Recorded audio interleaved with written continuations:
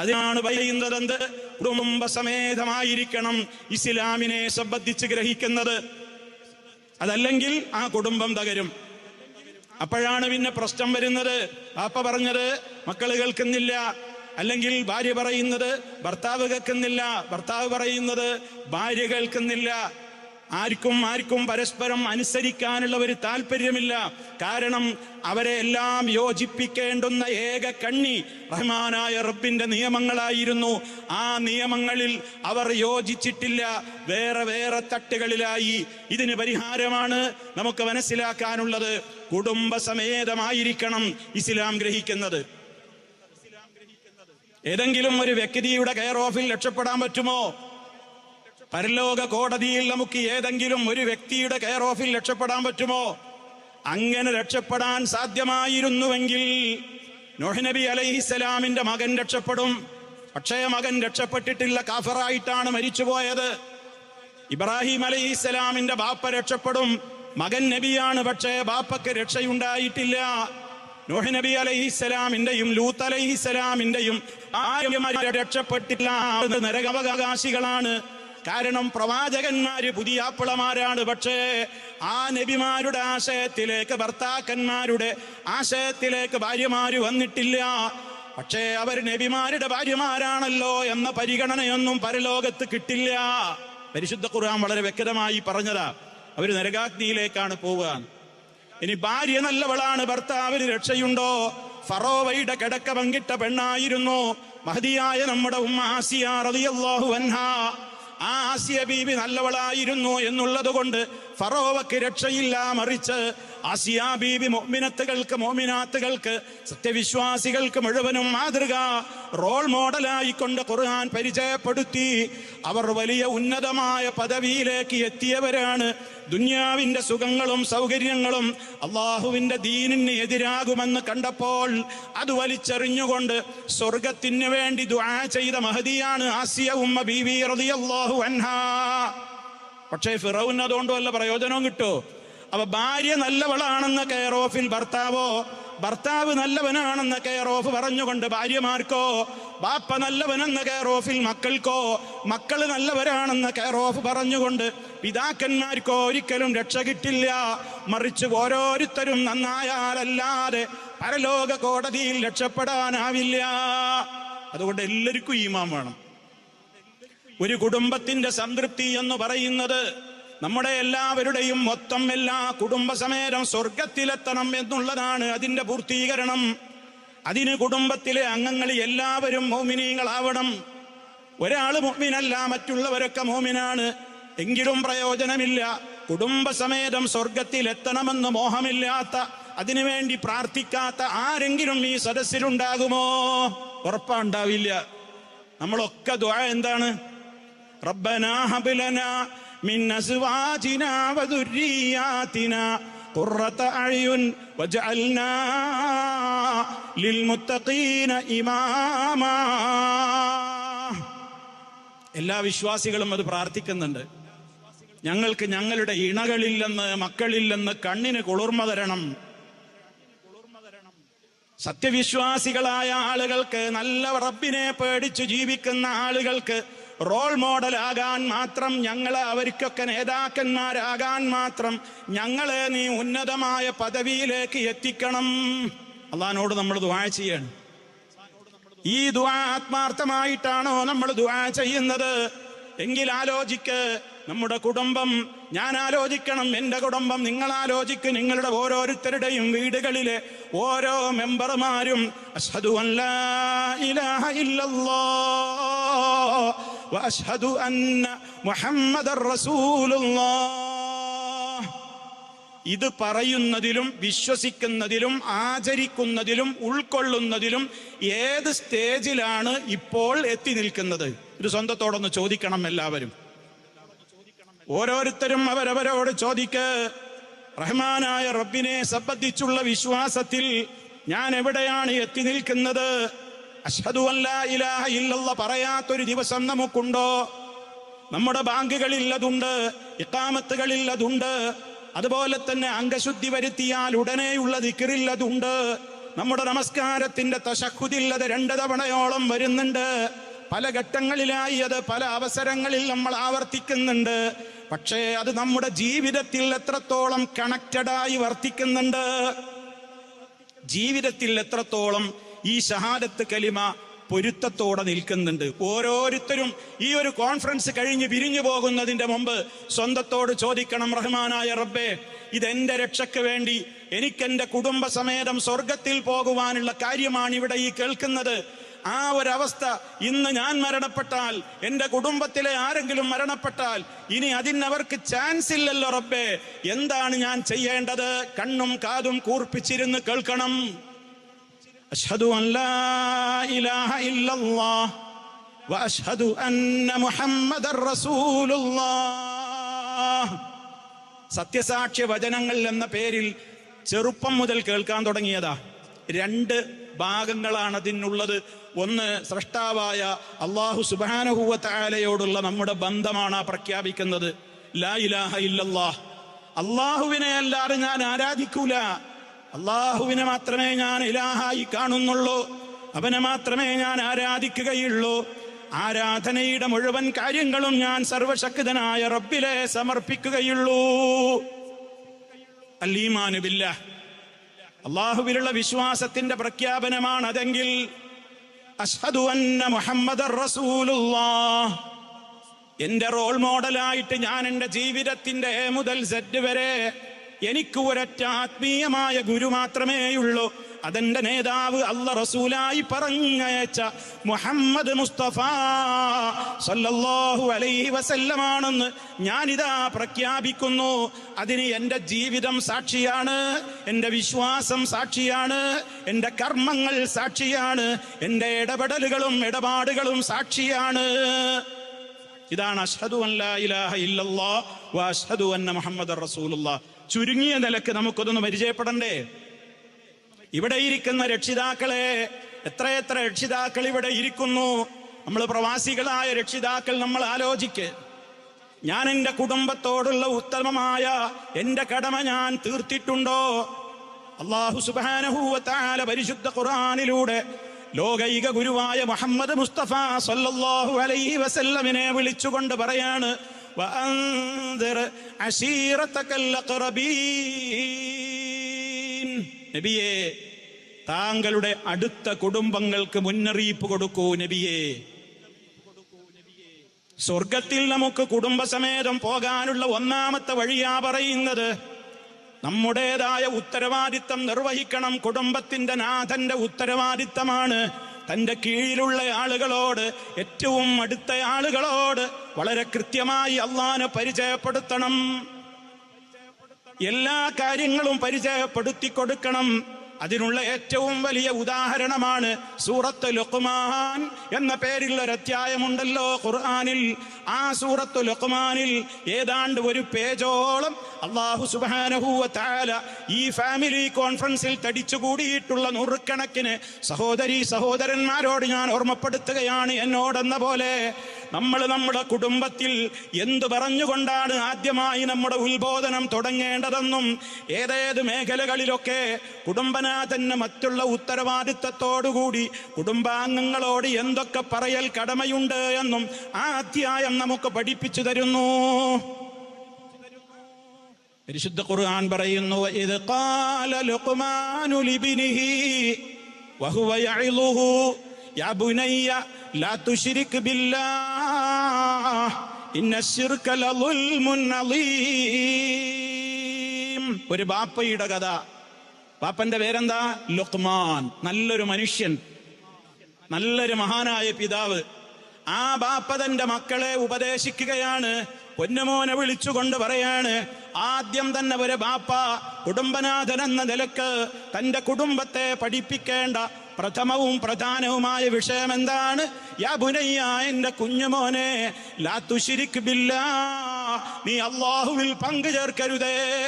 കാരണം ഇന്ന ശിർക ലളുൽമുൻ അളീം, തീർച്ചയായും ശിർക്കാണ്, വമ്പിച്ച അക്രമം തന്നെയാണ്. അതിനേക്കാൾ അതിന്റെ മുകളിലേക്ക് ഒരു അക്രമം വേറല്ല. നമ്മൾ മനസ്സിലാക്കണം, ഒന്നാമത്തെ കടമയാണത്. ആ ബാപ്പ മോനോട് പറയുന്നു, മോനെ ശിർക്ക് ചെയ്യല്ലേ, ശിർക്ക് കടുത്ത അക്രമമാണ്. വിശുദ്ധ ഖുർആനിന്റെ ശൈലിയിൽ ചില പ്രത്യേകതകൾ കാണാം. അത് ചില കാര്യങ്ങൾ അങ്ങനെ ഒതുക്കി പറയും, ചിലയിടത്ത് പരത്തി പറയും. ഇവിടെ നിങ്ങൾ നോക്കൂ, ലുഖ്മാൻ എന്ന് പറയുന്ന പിതാവ് മകനെ വിളിച്ചുകൊണ്ട് ഇത്രയേ പറഞ്ഞുള്ളൂ, യാ ബുനയ്യ ലാ തുശ്രിക് ബില്ലാഹ് ഇന്ന ശിർക ലദുൽമുൻ അളീം. ശിർക്ക് കടുത്ത അക്രമമാണ് മോനെ, അതുകൊണ്ട് നീ ശിർക്ക് ചെയ്യല്ലേ. അത് മാത്രമേ ഖുർആനിൽ കാണുന്നുള്ളൂ. പക്ഷേ ബുദ്ധിമാന്മാരായ കുട്ടികൾ ചോദിക്കുമല്ലോ, ഉപ്പ എന്താണ് ശിർക്ക്? നമ്മൾ കുട്ടികളോട് ശിർക്ക് ചെയ്യില്ല മോനെ എന്ന് പറഞ്ഞു മതിയാക്കിയാ മതിയോ? പോരല്ലോ. ശിർക്ക് എന്താന്ന് പറഞ്ഞു കൊടുത്തിട്ടുണ്ടാകും ആ ഉപ്പ. കാരണം ശിർക്കിന് ഒരുപാട് കാര്യങ്ങൾ അറിയേണ്ടതുണ്ട്. അതിന്റെ ഗൗരവം അറിയണം, അത് കടന്നു വരുന്ന വഴികൾ പഠിക്കണം, അതിലേക്ക് ചാടിപ്പോകാതിരിക്കാനുള്ള എല്ലാ കൃത്യമായ മുന്നൊരുക്കങ്ങളും നടത്തണം. സർവ്വ പഴുതുകളും അടച്ചിട്ട് വേണം വിശ്വാസപരമായ കാര്യങ്ങളിൽ നമ്മൾ പഠനങ്ങൾ തുടർന്ന് മുന്നോട്ട് കൊണ്ടുപോകാൻ. ഇത് നമ്മുടെ അഖീദയുടെ വിഷയമാണ്. അൽ ഈമാനു ബില്ലാഹ്. ഒരമല് സ്വീകരിക്കണമെന്നുണ്ടെങ്കിൽ ഇത് വേണം. തൗഹീദില്ലാത്തവന്റെ അമല് സ്വീകാര്യമല്ല. റബ്ബല്ലാത്തവരെ വിളിച്ചു പ്രാർത്ഥിക്കുകയാണ്, റബ്ബല്ലാത്തവർക്ക് വേണ്ടി അറിവ് നടത്തുകയാണ്, റബ്ബല്ലാത്തവർക്ക് വേണ്ടി നേർച്ച വഴിപാടുകൾ അർപ്പിക്കുകയാണ്, കൈത്തണ്ടയിലും അരയിലുമൊക്കെ ഏലസ് ധരിക്കുകയാണ്. അതേപോലെയുള്ള നൂറുകൂട്ടം കാര്യങ്ങൾക്ക് വേണ്ടി ഒരുപാട് ശിർക്കൻ പ്രവർത്തനങ്ങൾ ചെയ്യുകയാണ്. അയാൾ എന്ത് പ്രവർത്തനം ചെയ്തിട്ടെന്താ പ്രയോജനം? റബ്ബിന്റെ അടുക്കൽ അതിന് വിലയേ ഇല്ല. എന്താ കാരണം? ഇത് കലർന്നു. ശിർക്ക് കലർന്നാൽ അമലുകൾ മുഴുവനും പൊളിഞ്ഞു പോകും. എന്താണ് ശിർക്കെന്ന് ചുരുങ്ങിയ നിലക്കെങ്കിലും നമ്മളും അറിയണം, നമ്മുടെ കുടുംബത്തിലെ എല്ലാ മെമ്പർമാരും അറിഞ്ഞിരിക്കണം. എന്താ ഈ ശിർക്ക്? അല്ലാഹു സുബ്ഹാനഹു വ തആലയെ അറിയലാണ് ശിർക്കിൽ നിന്ന് രക്ഷപ്പെടാനുള്ള ഒന്നാമത്തെ വഴി. റബ്ബിനെ അറിയാൻ, അള്ളാഹുവിനെ അറിയാനുള്ള വഴി അവന്റെ പേരുകൾ പഠിക്കലാണ്. അതിനാണ് അസ്മാഉൽ ഹുസ്ന എന്ന് പറയുന്നത്. റബ്ബിന് ഒരുപാട് നല്ല നല്ല പേരുകളുണ്ട്. ആ പേരുകൾക്കെല്ലാം വലിയ അർത്ഥങ്ങളുണ്ട്. അതിനേക്കാളപ്പുറം അതിന് വിശാലമായ ആശയങ്ങളുണ്ട്. ഓരോ നാമങ്ങളും അതിന്റെ അർത്ഥങ്ങളും അതിന്റെ ആശയങ്ങളും നമ്മുടെ ജീവിതത്തിൽ ലാ ഇലാഹ ഇല്ലല്ലാഹ് ദൃഢവൽക്കരിക്കുന്ന നിലക്കാണ് റബ്ബ് സംവിധാനിച്ചിട്ടുള്ളത്. അതുകൊണ്ടുള്ള ഒന്നാമത്തെ ഉപകാരം, അത് ശരിക്ക് പഠിച്ച ഒരു വ്യക്തിക്ക് പിന്നെ ശിർക്ക് ചെയ്യാൻ കഴിയില്ല. കാരണം എന്റെ റബ്ബിനെ കുറിച്ച് ഞാൻ മനസ്സിലാക്കേണ്ട വിധത്തിൽ മനസ്സിലാക്കി കഴിഞ്ഞാൽ എനിക്കൊരു കാര്യം ഉറപ്പായി മനസ്സിലാകും, എന്റെ റബ്ബിന് മാത്രമാണ് ആ പ്രത്യേകതയുള്ളത്. ആ പ്രത്യേകത ഒരു നബിക്കോ ഒരു മലക്കിനോ ഒരു ജിന്നിനോ ഒരു കല്ലിനോ ഒരു മരത്തിനോ ഒരു വസ്തുവിനും ഇല്ല. മറിച്ച് റഹ്മാനായ റബ്ബിന് മാത്രമേ ആ ഗുണവിശേഷണങ്ങളുള്ളൂ. എല്ലാവർക്കും മനസ്സിലാകുന്ന ലളിതമായ ചില ഉദാഹരണങ്ങൾ പറയാം. അള്ളാഹുവിന്റെ നാമങ്ങളിൽ എത്ര നാമങ്ങളുണ്ട്? അൽ അസ്മാഉൽ ഹുസ്ന. ഒരു ഹദീസിൽ പറയുന്നു 99 നാമങ്ങളുണ്ടെന്ന്. ഹദീസുകളിൽ വീണ്ടും നോക്കിയാൽ 99 കവിഞ്ഞ് 100ന്റെയും പുറത്താണ്. റബ്ബ് നമുക്ക് പഠിപ്പിച്ച് തന്നവയുണ്ട്, തരാത്തവയുണ്ട്. ഇവിടെ ഇരിക്കുന്ന ഓരോ തലമുതിർന്ന ഓരോ വ്യക്തികളും സ്വന്തത്തോട് ചോദിക്ക്, എനിക്കെന്റെ റബ്ബിന്റെ എത്ര പേരുകൾ പറയാൻ കഴിയും? ഓരോരുത്തരും അവരവരോട് ചോദിക്ക്, എനിക്കെന്റെ റബ്ബിന്റെ പേരുകൾ എത്ര എണ്ണം എനിക്ക് പറയാൻ കഴിയും? 2 കൈകളിലെ 10 വിരലുകൾ പൂർത്തിയാകുന്ന വിധത്തിലെങ്കിലും പറയാൻ കഴിയുന്നവർ എത്ര പേരുണ്ടാകും? എന്നിട്ടല്ലേ 99, 100, 110 എന്നാൽ നമ്മൾ പഠിക്കണ്ടേ? ഖബറിൽ വെച്ചാൽ ആദ്യത്തെ ചോദ്യം റബ്ബിനെ കുറിച്ചല്ലേ? ആ റബ്ബിനെ കുറിച്ച് ചോദിക്കുമ്പോ എന്റെ റബ്ബ് അള്ളയാണെന്ന് തന്റെ ഇടത്തോടെ പറയാൻ സത്യവിശ്വാസികളിലെ മുഅ്മിനീങ്ങളിലെ മൂഖിനുകളായ ആളുകൾക്ക് അതിന് സാധിക്കൂ എന്നല്ലേ അള്ളാഹു പറയുന്നത്? റസൂൽ അത് പഠിപ്പിച്ചിരുന്നില്ലേ? മുഅ്മിനിനും മൂഖിനുമായ മനുഷ്യനെ ഖബറിൽ മറുപടി പറയാൻ കഴിയൂ. അത് നല്ല ഉറച്ച വിശ്വാസമുള്ളവരാണത്. റഹ്മാനായ റബ്ബ് ലോകത്തുള്ളതെല്ലാം ഒരു പരിധിയുമില്ലാതെ എല്ലാം കേൾക്കുന്നവനാണ്, എല്ലാം കാണുന്നവനാണ്, എല്ലാം അറിയുന്നവനാണ്, എല്ലാത്തിനും അവൻ കഴിവുള്ളവനാണ്, സദാ എല്ലാവരെയും നിരീക്ഷിച്ചു കൊണ്ടിരിക്കുന്നവനാണ്. അവൻ എല്ലാവരോടും അതീവ വാത്സല്യമുള്ളവനാണ്. ഏറെ കരുണ ചെയ്യുന്നവനാണ്, ധാരാളമായി പൊറുക്കുന്നവനാണ്, തൗബ സ്വീകരിക്കുന്നവനാണ്, ഏറെ വാത്സല്യമുള്ളവനാണ്, ഏറെ സ്നേഹമുള്ളവനാണ്. ഇതൊക്കെ ഓരോ പേരുകളുടെ അർത്ഥമാണ്. ഓരോ പേരുകളും അർത്ഥവും വിശദീകരിക്കാൻ ദിവസങ്ങൾ ആവശ്യമുണ്ട്. സൂചനകൾ പറഞ്ഞു മതിയാക്കാണ്. ആ നാമങ്ങൾ ശരിക്ക് പഠിച്ചു കഴിഞ്ഞാൽ, അള്ളാഹു എല്ലാം കേൾക്കുന്നു എന്ന് ഞാൻ വിശ്വസിച്ചു കഴിഞ്ഞാൽ, പിന്നെ അതെന്റെ റബ്ബിന്റെ മാത്രം പ്രത്യേകതയാണെന്ന് ഞാൻ ഉറച്ചു വിശ്വസിക്കുന്നു. അങ്ങനത്തെ എനിക്ക് പിന്നെ ലോകത്ത് എവിടെ നിന്ന് വിളിച്ചാലും കേൾക്കുന്നൊരു ശക്തിയുണ്ട് എന്ന് പിന്നെ എനിക്ക് വിശ്വസിക്കാൻ കഴിയൂല. അതെന്റെ റബ്ബ് മാത്രമാണ് ഞാൻ വിശ്വസിച്ചു കഴിഞ്ഞു. എവിടെ നിന്ന് ഞാൻ വിളിച്ചാലും എന്റെ വിളി കേട്ട് എന്റെ സഹായത്തേട്ടങ്ങൾക്ക് എന്റെ സഹായത്തേട്ടങ്ങൾക്ക് ഉത്തരം ചെയ്യാനും, എന്നെ സദാ കാണാനും, എന്നെ സഹായിക്കാനും, എന്റെ വിളി കേൾക്കുവാനും, എനിക്ക് ഉത്തരം ചെയ്യുവാനും കഴിവുള്ള മറ്റൊരു ശക്തിയുണ്ടെന്ന് ഒരാൾക്കും വിശ്വസിക്കാൻ പിന്നെ കഴിയൂല. അതാണ് ഇവിടുത്തെ പ്രശ്നം. സമൂഹം എന്തു ചെയ്യുന്നു? അള്ളാഹുവെ രക്ഷിക്കണേ എന്ന് നമ്മൾ ദുആ ചെയ്യുമ്പോഴുള്ള വിശ്വാസം പോലെ സൃഷ്ടികളായ ആളുകളോട് ബദരീങ്ങളെ കാക്കണേ, മമ്പുറത്തെ ശൈഖേ കാക്കണേ, അതുപോലെ തന്നെ മടവൂരിക ശൈഖേ കാക്കണേ എന്നിങ്ങനെ സൃഷ്ടികളോട് വിളിച്ചു പ്രാർത്ഥിച്ചു കൊണ്ടിരിക്കുന്നു. എന്താണ് അവരുടെ വിശ്വാസം? എവിടെ നിന്ന് വിളിച്ചാലും അവരൊക്കെ വിളിപ്പുറത്ത് ഉത്തരം തരും. അവര് നമ്മെ സദാ കണ്ടുകൊണ്ടിരിക്കുകയാണ്, അവര് നമ്മെ സദാ നിരീക്ഷിച്ചു കൊണ്ടിരിക്കുകയാണ്. അവരറിയാതെ നമുക്കൊരു നന്മ ചെയ്യാൻ കഴിയൂല, അവര് കാണാതെ ഒരു തിന്മ പോലും ചെയ്യാൻ കഴിയൂല. ഈ പ്രപഞ്ചത്തിലെ ഒരു ഇല പോലും കൊഴിഞ്ഞു വീഴുന്നില്ല, ഒരു ഇല പോലും അനങ്ങുന്നില്ല, ഒരു സംഭവവും നടക്കുന്നില്ല ഔലിയാക്കൾ അറിയാതെ എന്ന് ഒരു കൂട്ടരിവിടെ വിശ്വസിക്കുന്നു. ഇതൊരു മുസ്ലിമിന് വിശ്വസിക്കാൻ പറ്റൂല. ഒരു മുസ്ലിമിനെ ഇത് വിശ്വസിക്കാൻ പറ്റൂല. ഇതവന്റെ വിശ്വാസത്തിൽ ചേരുന്ന മാലിന്യമാണ്. റഹ്മാനായ റബ്ബിനെ പോലെ കാണുന്ന, കേൾക്കുന്ന, അറിയുന്ന കഴിവുള്ള ഒരാളും തന്നെ ഇല്ല. അവിടെയാണ് തകരാറുകൾ സംഭവിച്ചത്. അതുകൊണ്ടാണ് റബ്ബല്ലാത്തവരെ നിരന്തരം വിളിച്ചു പ്രാർത്ഥിച്ചു കൊണ്ടിരിക്കുന്നത്. അവരാണ് ലോകം മുഴുവൻ നിയന്ത്രിച്ചു കൊണ്ടിരിക്കുന്നു എന്ന് അവകാശപ്പെടുന്നത്. അവരൊന്ന് കണ്ണു ചിമ്മിയാൽ ലോകത്തുള്ള ഫ്ലൈറ്റുകളൊക്കെ കൂട്ടിമുട്ടുമത്രേ, തീവണ്ടികളൊക്കെ കൂട്ടിയിടിക്കുമത്രേ, ബസ്സുകളും കാറുകളുമൊക്കെ നിയന്ത്രണം വിട്ട് മറിഞ്ഞു പോകുമത്രേ, ആകാശഭൂമികളെല്ലാം തകർന്നു പോകുമത്രേ. ആരൊന്ന് കണ്ടു ചിമ്പിയാൽ മടവൂരി ശൈഖ്, അതല്ലെങ്കിൽ മറ്റൗലിയാക്കന്മാര്, ഈ വിധത്തിൽ മുസ്ലിം ഉമ്മത്തെന്ന് പറയുന്ന ആളുകൾ വിശ്വസിക്കുമ്പോ, ഓ കുടുംബങ്ങളെ, നിങ്ങൾ പഠിക്കണ്ടേ എന്താണ് ഇതിലെ തകരാറ്, എവിടെയാണ് തകരാറ് സംഭവിക്കുന്നത്. അതുകൊണ്ടാണ് ലളിതമായി പറയുന്നത്, റഹ്മാനായ റബ്ബിന് മാത്രമുള്ള ഗുണങ്ങളും വിശേഷണങ്ങളും മറ്റൊരാൾക്കുണ്ടെന്ന്, അത് അല്ലാഹ് കൊടുത്തതാണെന്ന് ഒരു പ്രത്യേകമായ കണ്ടീഷൻ വെച്ചത് കൊണ്ടൊന്നും രക്ഷപ്പെടാൻ കഴിയൂല.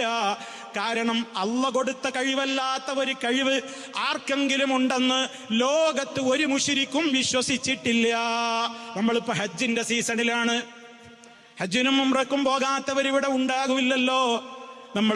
നമ്മളതാ തൽബിയത്ത് ചൊല്ലുമ്പോ ലബ്ബൈക അല്ലാഹുമ്മ ലബ്ബൈക ലബ്ബൈക ലാ ശരീക ലക ലബ്ബൈക, ഇങ്ങനെ തൽബിയത്ത് നമ്മൾ ചൊല്ലുന്നുണ്ട്. ഇതേ തൽബിയത്ത് മുഹമ്മദ് മുസ്തഫ സല്ലല്ലാഹു അലൈഹി വസല്ലമിന്റെ മുമ്പിൽ വെച്ച് അറേബ്യൻ മുശ്രിക്കുകളും ചൊല്ലിയിരുന്നു. പക്ഷേ അവരതിനോട് ചിലത് കടത്തി കൂട്ടിയിട്ടാ ചൊല്ലിയത്. ഇപ്പൊ ഞാൻ നിങ്ങളെ കേൾപ്പിച്ച ഈ ശരിയായ ഭാഗം അവര് ചൊല്ലുമ്പോ അള്ളാന്റെ റസൂൽ അവരോട് പറയും, അവിടെ നിർത്തിക്കോ, ഇപ്പൊ പറഞ്ഞത് കറക്റ്റാണ്. അതിലപ്പുറം അവര് കൂട്ടിച്ചേർത്തത് നബിതങ്ങൾ എതിർത്തോ. അതിന്റെ അർത്ഥം എന്താ? ഇല്ലാ ശരീകൻ ഹുവലക തംലികുഹു വമാ മലക. ശരിക്ക് പഠിക്കണം. ലളിതമായി ഒരാളോട് തൗഹീദ് പറയാനുള്ള വഴിയായി പറയണം. അറേബ്യൻ മുശ്രിക്കിന്റെ വിശ്വാസ പറയണേ, അള്ളാഹ് നിനക്കൊരു പങ്കാളിയുമില്ല. അതാദ്യം അവിടെ പറഞ്ഞു കഴിഞ്ഞു. പിന്നെ അവർക്ക് കണ്ടീഷൻ ഇടക്ക് ചേർക്കുകയാണ്. ഇല്ലാ ശരീക്കൻ, നിനക്ക് ഒരു പങ്കാളിയുണ്ട്, ചില പങ്കാളികളുണ്ട്. ആ പങ്കാളിയുടെ കഴിവുകളൊന്നും ആ പങ്കാളിയുടെ സ്വന്തമാണെന്ന് ഞങ്ങൾ വിശ്വസിക്കുന്നില്ല. മറിച്ച് തംലികുഹു വമാ മലക, ആ പങ്കാളിയുടെ സകല കഴിവുകളും നീയാണ് ഉടമപ്പെടുത്തിയിട്ടുള്ളത്. കാരണം നീ കൊടുത്ത കഴിവല്ലാത്ത ഒരു സ്വതന്ത്ര കഴിവ് അവർക്കാർക്കും ഉണ്ടെന്ന് ഞങ്ങൾ വിശ്വസിക്കുന്നില്ല. പിന്നെന്തിനാ പിന്നെ അവര് മുശ്രിക്കായത്? അപ്പൊ നമ്മുടെ നാട്ടിലെ ആളുകൾ പ്രചരിപ്പിക്കുന്നത് പോലെയാണെങ്കിൽ ഇവര് മുശ്രിക്കാവാൻ പാടില്ലല്ലോ. കാരണം അള്ളാനെ പോലെ സ്വന്തമായി കഴിവുണ്ട് എന്ന് ഇവരാരും വിശ്വസിച്ചിട്ടില്ല. മറിച്ച് അള്ളാഹ് കൊടുക്കുന്ന കഴിവേ ഉള്ളൂ. അപ്പൊ അതുകൊണ്ട് അതല്ല ശിർക്കും തൗഹീദും വേർതിരിക്കുന്ന മാനദണ്ഡം. മറിച്ച് അള്ളാഹുവിന് മാത്രമുള്ള പ്രത്യേകമായ കഴിവുകളുണ്ട്. അതൊക്കെ അവന്റെ പേരുകളിൽ അടങ്ങിയിട്ടുണ്ട്. ആ കഴിവുകളും ഗുണവിശേഷണങ്ങളും അവൻ ഒരാൾക്കും വിട്ടുകൊടുത്തിട്ടില്ല. ആർക്കും അള്ളാഹ് അങ്ങനെ ഒരു കഴിവ് കൊടുത്തിട്ടില്ല. അത് കൊടുത്തു എന്ന് ഇവര് വെറുതെ പറയാണ്. അതുകൊണ്ട് നമ്മൾ എന്ത് ചെയ്യുകയാണെങ്കിലും ഔലിയാക്കന്മാര് കാണുന്നുണ്ട്, കേൾക്കുന്നുണ്ട്, ഒക്കെ അള്ളാനെ പോലെ തന്നെ അവര് പറയുന്നത്. അള്ളാനെ പോലെ കാണും, കേൾക്കും. പിന്നെ എന്താ വ്യത്യാസമുള്ളൂ? അള്ളാടെ കഴിവ് സ്വന്തമായിട്ടുള്ളതാണ്, ഇവരുടെ കഴിവൊക്കെ അള്ളാഹ് കൊടുത്തതാണ്. അതുകൊണ്ടൊന്നും കുടുംബങ്ങളെ ശിർക്കിൽ നിന്ന് രക്ഷപ്പെടൂല. അത് പഠിച്ചു വെച്ചോളി. അതുകൊണ്ട് ആ അർത്ഥത്തിൽ ശിർക്കിൽ നിന്ന് രക്ഷപ്പെടണം. ശിർക്കിൽ നിന്ന് രക്ഷപ്പെട്ടിട്ടില്ലെങ്കിൽ നമ്മുടെ അമലുകൾക്ക് വിലയില്ല. വിശുദ്ധ ഖുർആൻ മുഴുവനും എടുത്ത് പരിശോധിച്ചു നോക്ക്. ധാരാളം നബിമാരുടെ പ്രാർത്ഥനകൾ അതിലുണ്ട്. നമ്മൾ രാവിലെ എഴുന്നേറ്റത് മുതൽ ഉറങ്ങാൻ കിടക്കുന്നത് വരെ ചൊല്ലാനുള്ള ദിക്റുകള്, ദുആകള് പരിശോധിച്ചു നോക്കൂ. റബ്ബിനോടല്ലാത്ത ഒരൊറ്റ ദുആയും അതിൽ കാണാൻ കഴിയൂല. നിസ്കാരത്തിന്റെ അകത്തും പുറത്തുമുള്ള ദിക്റുകൾ പരിശോധിച്ചു നോക്കൂ. അള്ളാഹുവിനോടല്ലാത്ത ഒരു സഹായത്തേട്ടമോ പ്രാർത്ഥനയോ അതിലുമില്ല. ഇവര് പറയുന്നതോ ഒരാള് പാപം ചെയ്താൽ ആ പാപത്തിൽ